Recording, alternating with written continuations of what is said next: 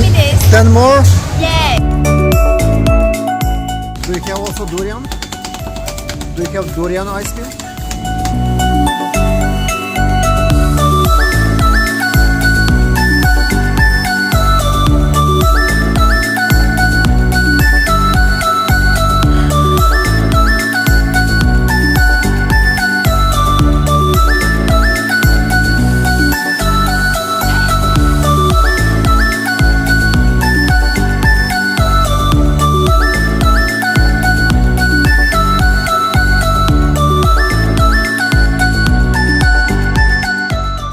В принципі, такий непоганий пляж.